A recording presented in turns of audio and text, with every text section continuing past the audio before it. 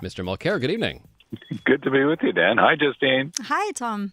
So let's start with Montreal MNA Ruba Gazal. She is now the first to enter the race to be co-spokesperson, I guess, for Quebec Solidaire? Yeah, exactly. They always have two people, a woman and a man, as their spokespersons. They don't call them the party leaders. It's a different way of looking at politics and political organizations. Ruba Gazal, just a really strong voice of the new generation of MNAs. I'm not surprised to see her throwing her hat into the ring. There are others who've apparently been thinking about it, but I think that given her strengths, I think that she's going to be able to take it in a romp. The Quebec Solidaire, of course, is very strong on inclusion and diversity, and she represents all of that. So I think that it's going to be an interesting addition. Gabriel Nadeau-Dubois, of course, now has been around for a while. People are starting to be comfortable with him and know who he is. And they'll get to know Ruba Gazal in very short order. She's extremely strong. Certainly will be an interesting race. I wanted to ask you, Tom, about the special rapporteur, our special rapporteur. So David Johnston has been called a lot of things. He's been called ski buddy, chalet neighbor, and family friend. Do you think that the Conservatives are going too far? Well, it's Pierre Poilievre being himself. Right. He loves that sort of stuff. So when you're taking the trouble to denounce somebody as the ski buddy of the Trudeaus, you're trying to say that they're privileged and they're entitled, and you're trying to stick something on them. You know what? A lot of very ordinary Canadians like skiing, so I'm not sure that works. The other thing that he's trying to do is to show that this whole thing is a put-up job. There he's got a valid point, because once it became clear that the Trudeau Foundation was going to have to be under the microscope of this Commission of Inquiry we're expecting to be called, because David Johnston, I'm quite certain, is going to recommend tomorrow, because his report comes out at noon tomorrow, that there should be a Commission of Inquiry. Once it became clear that the Trump Foundation would be looked at, well, he should have stepped back. He shouldn't have continued with this mandate. By the way, full disclosure, I consider David Johnston a friend. He's somebody I admire. He's done amazing service to our country. But once it became clear he was going to be asked to be judge and a party in that case, he had to walk away from it.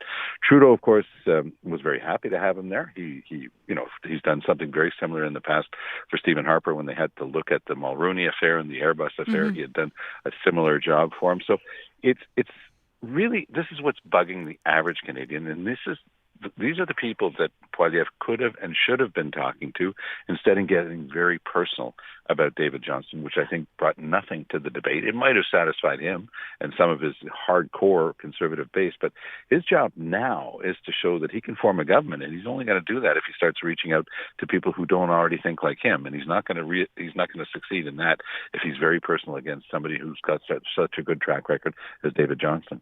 As good a track record as he may have, and again, I'm definitely not a fan of Pierre Poilievre, and I find his attacks on David Johnston to be a little uncouth, but still, they were buddies. I mean, Mr. Johnston was on the Trudeau Foundation, and so I think this projects the fact that this is still going on, that no one, that him, not the Prime Minister, have realized the impropriety here, or at least the appearance of a conflict of interest, that this is still going on, I think projects profound unseriousness to the world.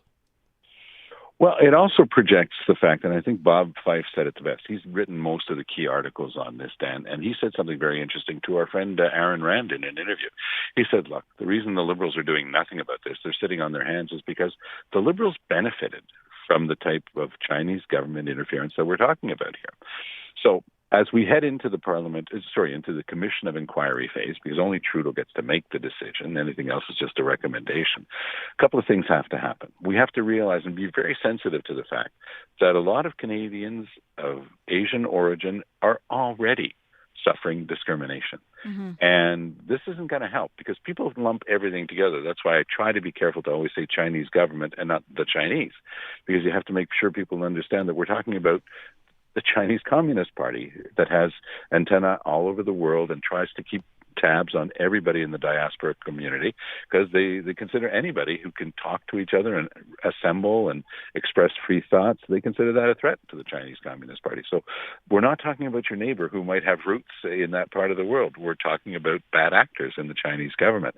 We should also make sure that when Trudeau does create the commission, it's not going to be a single-person commission. We're not going to be in Gomery territory here or Charbonneau Commission where you can do a single person. This is going to have to be a commission with at least 3 people because the amount of work involved, the number of days of sitting, everything that's going to have to be looked at, there's no way a single person should be tasked with doing this. I can only see this as being something with at least 3 people, and you'd have to make sure that they represent a good part of Canadian diversity. And that's the best way to make sure people understand this isn't about targeting the community. In fact, members of the community were probably the victims of these shenanigans by the Chinese Communist Party. On the international front, Tom, Justin Trudeau has asserted that he wants to continue supporting Ukraine as the G7 summit is taking an end. And good on Trudeau. I mean, there's a good domestic reason for that as well, because 1.5 million Canadians have roots in Ukraine. It's going to be interesting, to see what happens in the Alberta election, because Danielle Smith, the current premier, has basically sided in the past with the Russians against Ukrainians. And guess what? There's a pretty darn big Ukrainian population in Alberta. So we'll see if that might cost her the election. With regard to Trudeau, he's been steadfast. Of course, Chrystia Freeland speaks fluent Ukrainian and studied it in that country after the fall of the Berlin Wall. And as things started opening up, she studied in Ukraine. She's very respected. And Canada, I think, per capita has been doing an incredibly good job of stepping up to the plate and helping. And I think that Zelensky recognized that. Yeah. Well, I think we have time to squeeze in one last question. And my question is going to be about the bail reform. Now, we heard Minister David Lametti talk about the fact that bail reform will help, but potentially not solve rising crime. Do you have a comment on that? Well, he's of course right, because it's not a bail reform that will solve the crime problems that we have in large Canadian cities. But I'm going to take a step back and look at this as in terms of the politics of it. Mm-hmm. So what I notice here is that Lametti and Trudeau had been going all in, he's a professor, he likes this stuff. And so he had been going more and more open. They all respect people's rights. And Poilievre had been going across the country, holding press conferences in the downtown east side of Vancouver, where the crime rate is through the roof. And there literally were cases of people who had been arrested like 18, 20 times and just went out and recommitted crimes. So Poilievre was starting to score heavily into the Liberal net on this stuff.